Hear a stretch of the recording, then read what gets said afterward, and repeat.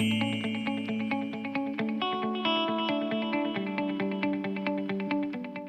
बच्चों, welcome to the admit classes. आज हम बात करेंगे हमारे स्ट्रेस स्ट्रेन में एक टॉपिक रह गया था सैचुरेशन की वजह से, दैट वाज थर्मल स्ट्रेस। तो उसी को आज हम डिस्कस करेंगे यहाँ पे, थर्मल स्ट्रेस। ओके, सो थर्मल स्ट्रेस जानने से पहले हमें प्रॉपर्टी को जानना जरूरी है। वो ये कि जब भी हम किसी मेटल को, मटेरियल को हीट करते हैं तो उसकी प्रॉपर्टी होती है कि वो एक्सपेंड करता है। ठीक है, पार्टिकल्स दूर दूर भागेंगे तो वो एक्सपेंड करने की कोशिश करेगा। अभी के लिए आप इतना ही समझो, ठीक है। आपने पहले भी इस चीज को पढ़ा होगा, तो नहीं तो आपका भी चैप्टर आएगा नेक्स्ट, ठीक है, जिसमें थर्मल एक्सपेंशन के बारे में और अच्छे से डिटेल में पढ़ोगे। ठीक है, अभी के लिए हम फिलहाल इतना जानते हैं कि अगर मेरे पास एक मेटल स्ट्रिप है जिसकी लेंथ मान लेते हैं हम L है, टेंपरेचर मान लेते हैं इसका T1। ओके,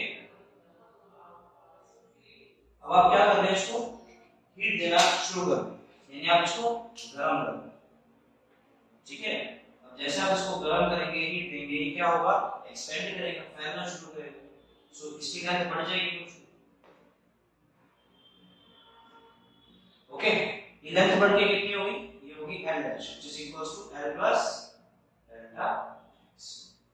ओके, अब हमारे थर्मल एक्सपेंशन में, यानी कि इसके लिए हमारे पास एक फॉर्मूला होता है क्या, कि अगर मुझे L डैश निकालनी है तो उसके लिए मैं कैसे निकाल सकता हूं, L into 1 plus alpha delta T। Okay, so delta T क्या है, लेट्स से आपने जब इसको हीट अप किया, टेंपरेचर कितना कर दिया इसका T2। सो डेल्टा T क्या होगा मेरे पास, change in temperature. So change in temperature क्या है, delta T is equals to T2 minus T1। Okay, alpha क्या होता है हमारे पास, coefficient of linear thermal expansion. देखो, हर मटेरियल के लिए अलग अलग होता है, जैसे कि हर मटेरियल के लिए एमिशन मॉडल्स अलग अलग होता है। यानी कि अगर मैं बात करूं सिल्वर, कॉपर, इन सबको अगर हम सेम अमाउंट से टेंपरेचर डिफरेंस देंगे, मान लो सब 10 डिग्री सेल्सियस में, और आपने इनका टेंपरेचर बढ़ना शुरू करा और एक सर्टेन लिमिट तक लेके, जैसे मान लो आपने 12 डिग्री सेल्सियस तक देखा, तो 12 डिग्री सेल्सियस में जो आप एक्सपेंशन देखो वो सबके अंदर सेम नहीं होगा। ओके, तो इसी तरह से जो अल्फा है ये एक मटेरियल की प्रॉपर्टी है।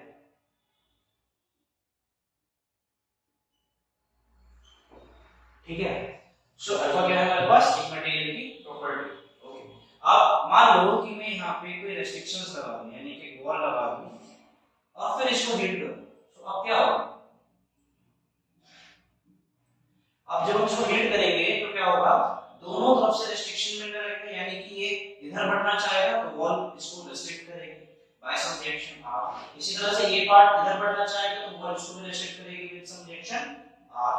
Okay, so in that case we will see कि इसके ऊपर क्या जनरेट होगी, कंप्रेसिव स्ट्रेस। ओके, अब देखो, अगर मैं देखूं change in length for thermal expansion, sorry for thermal stress कितना होगा, 0। इसका मतलब चेंज ड्यू टू कंप्रेशन और ड्यू टू थर्मल एक्सपेंशन,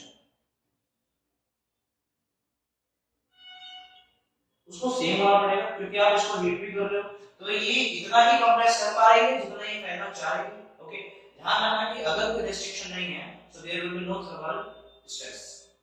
क्यों, क्योंकि आपका जो फ्री एंड है, अगर मान लो मैं रेस्ट्रिक्शन को हटा दूं, मैं इसको हीट कर रहा हूं, तो ये लगातार बढ़ता चला जाएगा, कोई स्ट्रेस जनरेट होगी नहीं, ये फ्रीली एक्सपेंड करेगा। लेकिन जब मैं इसका रेस्ट्रिक्शन लगा दूंगा तभी इसको एक रिएक्टिव फोर्स मिलेगा, यानी रिएक्शन मिलेगी, जिसकी वजह से ये कंप्रेस होना शुरू हो जाएगा। ओके, सो अगर मैं यहां से बात करूं, जब अगर स्ट्रेन की बात करूं, देखो इसका मतलब क्या है कि चेंज दोनों में बराबर है। ठीक है, अलग से हम बात करते हैं स्ट्रेन की, तो स्ट्रेन क्या होता है, डेल्टा x by l, और you can see delta x is equals to l dash minus l by l। ठीक है, अब जरा इस फॉर्मूले को थोड़ा सा हम क्लियर कर लेते हैं, क्या हो जाएगा, l l alpha delta t। Okay, so यहां से अगर मैं डेल्टा x निकालना चाहूं, डेल्टा x क्या है, so delta x is equals to what, l dash minus l, which is equals to l alpha delta t। ठीक ठीक है भाई। सो मैं इस वैल्यू में यहां पे पुट कर सकता हूं बिकॉज़ मेरे लिए कंप्रेशन और थर्मल एक्सपेंशन दोनों सेम है। So in that case L dash minus H is equals to L alpha delta T upon L। LCL cancel out तो हमारे पास क्या मिला alpha delta T। So this is the value for strain, same ही होगी। ठीक है, अब मैं यहां से अगर स्ट्रेन निकालना चाहता हूं थर्मल स्ट्रेस, देखो भाई क्या होगी है thermal stress is equals to what Young's modulus time elongation sorry strain, और strain हमने कहां से निकाली thermal expansion से। सो अगर मैं डायरेक्ट यहां पे पुट कर दूं y times of alpha delta t, तो हमारे पास फार्मूला आ गया for thermal stress y alpha delta t and strain alpha delta t। तो यही हमारा thermal stress होता है। एक्स्ट्रा टॉपिक है बट हाँ ध्यान रखना कि अगर फ्री एंड है यानी आपने कोई भी रिजिड रेस्ट्रिक्शन नहीं लगाई है तो आपको स्ट्रेस कभी देखने को नहीं मिलेगी। ठीक है, ये वाला जो एंड है आपका फ्रीली एक्सपेंड करेगा। That's all for thermal stress.